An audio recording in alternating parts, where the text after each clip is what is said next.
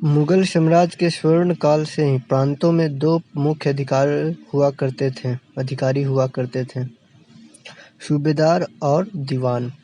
सूबेदार का कार्य निजामत अर्थात सैनिक संरक्षण, पुलिस तथा फौजदारी कानून लागू करना और दीवान का कार्य कर व्यवस्था तथा दीवानी कानून लागू करना था।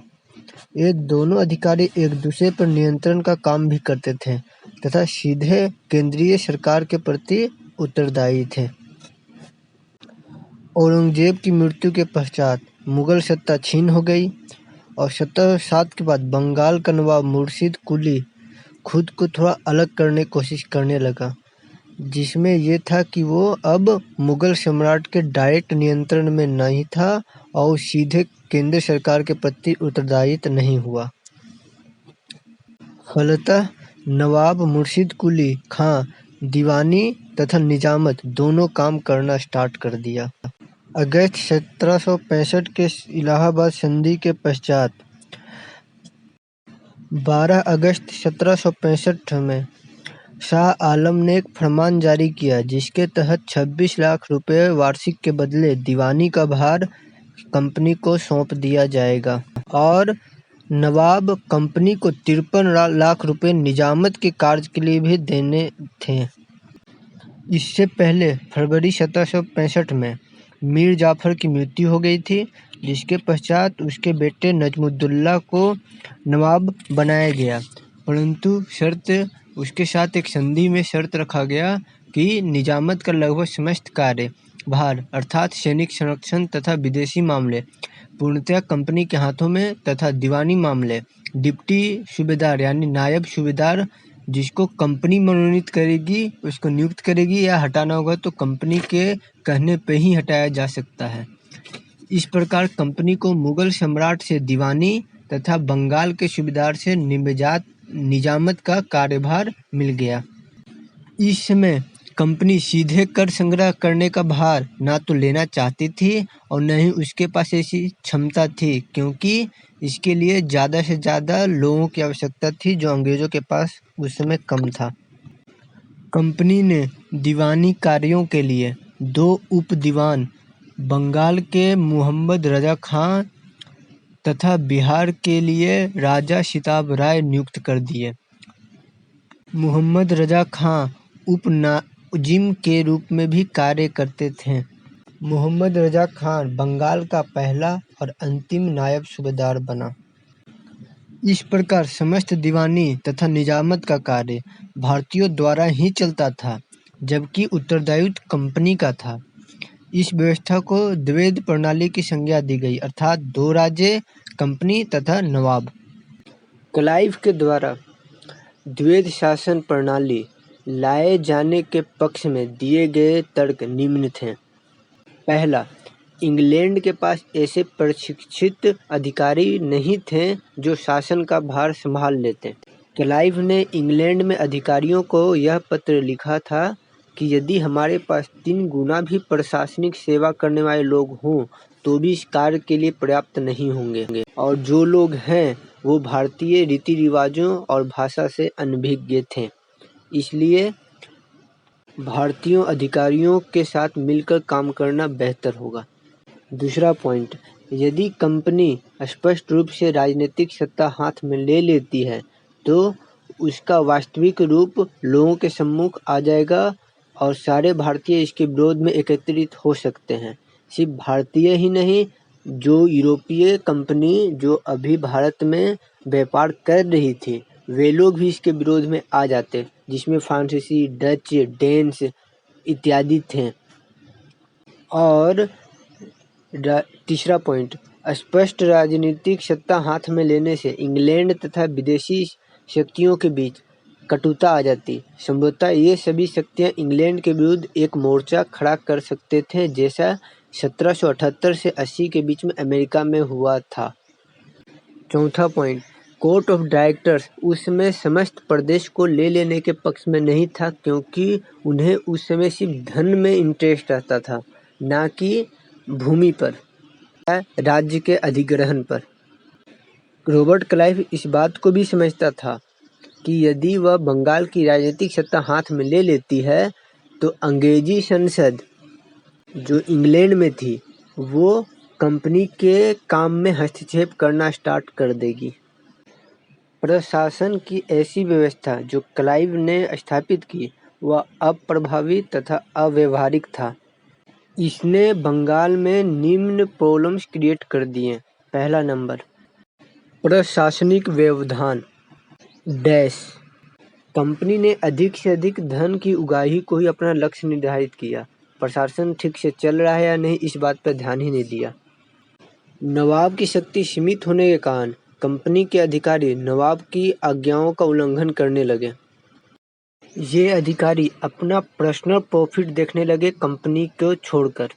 अब कंपनी धीरे धीरे पतन की ओर बढ़ने लगी, प्रॉफिट उसका घटने लगा और जबकि इसके अधिकारी और ज़्यादा अमीर होते जा रहे थे, प्रॉफिट ज़्यादा कमा रहे थे। अपराध के मामले बढ़ने लगे, विकास की गति रुक गई, अराजकता चारों तरफ फैल गया और कंपनी के अधिकारी धन लोलुपता में संलिप्त थे। दूसरा पॉइंट, कृषि का ह्रास। कभी बंगाल अन्न का भंडार हुआ करता था जो अब धीरे धीरे उजड़ता जा रहा था। कंपनी द्वारा भूमि का कर संग्रह के लिए जमींदार उन्हें बनाया जाता था जो प्रतिवर्ष अधिकाधिक बोली लगाता था, जो भूमि में अस्थायी रूप से कोई रुचि नहीं रखता था। वे लोग आम किसान से अधिक लगान प्राप्त करते थे। कुछ किसानों को तो अपने बेटे को भी बेचना पड़ता था और कुछ किसान डाकू बन गए। अकाल के दिनों में भी भूमि कर बहुत दृढ़ता से संग्रह किया जाता था। लोगों की आवश्यक वस्तुओं में भी दाम बढ़ाकर लाभ कमाने के लिए प्रयत्नरत रहते थे। तीसरा पॉइंट, व्यापार तथा वाणिज्य का विघटन। कृषि की उपज में कमी से व्यापार तथा वाणिज्य पर भी कुप्रभाव पड़ा। कंपनी की आमदनी कम हो गई। दूसरी तरफ भ्रष्ट कंपनी के अधिकारियों ने कम मूल्य पे भारतीयों व्यापार से माल बेचकर कंपनी को अत्यधिक हानि पहुंचाई। चौथा पॉइंट, उद्योग तथा दक्षता का ह्रास। 1769 में कंपनी के डायरेक्टरों ने कार्यकर्ताओं को आदेश दिया कि कच्चे सिल्क के उत्पादन को प्रोत्साहित करो तथा रेशमी कपड़ा बुनने वाले को निरुत्साहित करो, क्योंकि भारतीय रेशम के उद्योग से इंग्लैंड के रेशम उद्योग को क्षति पहुंच रही थी। रेशम का धागा लपेटने वाले को, जुलाहों को कंपनी के काम के लिए बाध्य किया जाता था। कोड़े मारना, जेल में डालना, जुर्माना लगाना। कुछ जुलाहों ने तो इस उत्पीड़न से बचने के लिए अंगूठे तक कटवा लिए। उन जुलाहों से जबरदस्ती हस्ताक्षर भी करवाया जाता था ताकि कहीं और वे काम ना कर पाएं। भारत के आंतरिक व्यापार पर एकाधिकार होने के कारण कंपनी के कारिंदे कपास तथा सिल्क के कच्चे माल के भाव भारतीय उत्पादकों के हितों के विरुद्ध बढ़ा देते थे तथा शिल्पकारों के लिए अब काम करना लाभप्रद नहीं रहा था, इसलिए वे या तो काम छोड़ दे रहे थे, किसी और व्यवसाय में चले जा रहे थे। पांचवा, नैतिक पतन। बंगाली समाज का नैतिक पतन भी आरंभ हो गया था। किसानों ने अनुभव किया था कि वह यदि अधिक उत्पादन करता है तो उसे अधिक कर देना पड़ेगा, इसलिए उन्होंने कम उत्पादन करना स्टार्ट किया जितना में उनका घर चल सके। जुलाहे भी अपने मनपसंद काम को पूर्ण उत्पादकता के साथ नहीं करना चाह रहे थे, जिससे कार्य की प्रेरणा समाप्त हो गई तथा समाज निर्जीव हो गया। अब रॉबर्ट क्लाइव ने इन समस्याओं पर गौर किया और कुछ प्रशासनिक सुधार किए। पहला, असैनिक सुधार। कंपनी के कार्यकर्ता अपना निजी व्यापार करते थे तथा आंतरिक करों से बचने के लिए दस्तक का प्रयोग करते थे। कंपनी के हितों को नहीं सोचते थे। क्लाइव ने प्रबल विरोध के बावजूद नजराना यानी कि गिफ्ट लेना बंद कर दिया। नजराना लेने वाली प्रथा को हमेशा के लिए बंद कर दिया। साथ ही निजी व्यापार भी बंद कर दिया। आंतरिक कर देना अनिवार्य कर दिया। इन प्रतिबंधों से जो हानि हुई उसकी क्षतिपूर्ति के लिए अगस्त 1765 में कंपनी के कार्यकर्ताओं की एक व्यापार समिति बना दी, जिसे नमक, सुपारी तथा तंबाकू के व्यापार का एकाधिकार मिल गया। यह निकाय या सिस्टम उत्पादकों से, मतलब जो उत्पादन करता था, उनसे पूरा का पूरा मोल थोक भाव में माल खरीद लेते थे और खुदरा मूल्य पर जाकर व्यापारियों को बेचा करते थे। इस व्यापार से कंपनी के अधिकारियों को काफी लाभ होता था और उन लाभों को वे लोग पद के क्रमानुसार बांट लिया करते थे। उदाहरण के लिए गवर्नर को 17,000, कर्नल को 7,000, मेजर को 2,000 तथा अन्य को कम कम धन मिला करता था। इसके कारण भारतीय व्यापारी जो इस तरह का खुदरा थोक लेकर खुदरा में बेचा करते थे, उनको अब हानि होना शुरू हो गया। कोर्ट ऑफ डायरेक्टर्स ने 1766 में इस योजना को अस्वीकार कर दिया। 1767 में क्लाइव ने ऐसा आदेश दे दिया अस्वीकार करने का, तथा सितंबर 1768 में यह योजना समाप्त हो गई पूर्णतया। और 1767 में ही दूसरा सुधार, सैनिक सुधार। 1763 में कोर्ट ऑफ डायरेक्टर्स ने सैनिकों को दोहरा भत्ता बंद कर दिया था, परंतु जब मीर जाफर पुनः शासन में आया था 1764 के बाद से 65 के बीच में, तो यह दोहरा भत्ता सिर्फ युद्ध काल में ही नहीं अपितु शांति काल में भी मिलने लगा। अब यह सैनिकों के वेतन का भाग बन चुका था। इस प्रकार बंगाल में सैनिकों को मद्रास में सैनिकों में अंग्रेजी जो सैनिक रहते थे उनके अपेक्षा दुगना भत्ता मिलता था।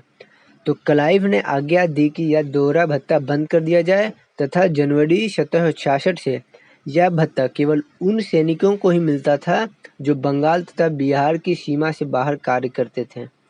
मुंगेर तथा इलाहाबाद स्थित श्वेत अधिकारियों ने यानी अंग्रेजी अधिकारियों ने इस आज्ञा का विरोध किया तथा सामूहिक रूप से सैनिक कमीशनों से त्याग पत्र देने की धमकी दे दी।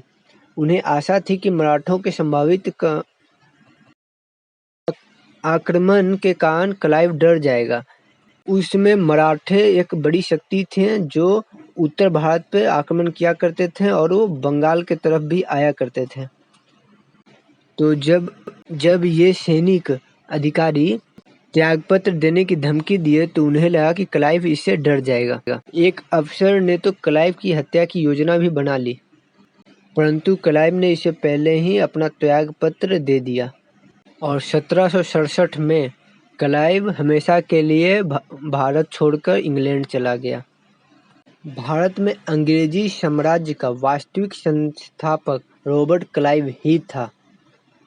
उसने दक्षिण भारत में अपनी प्रतिद्वंदी डुप्ले को भी मात दी थी 1751 के आसपास में। क्लाइव के बाद 1772 में वॉरेन हेस्टिंग बंगाल का गवर्नर बना। उसने द्वैत शासन को 1272 में समाप्त कर दिया और बंगाल, बिहार और उड़ीसा के नायब दीवान मोहम्मद रजा खान, सिताब राव को पदमुक्त कर दिया। साथ ही शासन का संपूर्ण दायित्व अपने हाथों में ले लिया। हेस्टिंग्स ने मुर्शिदाबाद और पटना के राजस्व बोर्ड को समाप्त कर कलकत्ता में एक राजस्व परिषद की स्थापना की। भारतीय समाहर्ताओं या कलेक्टरों को हटाकर अंग्रेजी कलेक्टर की नियुक्ति की।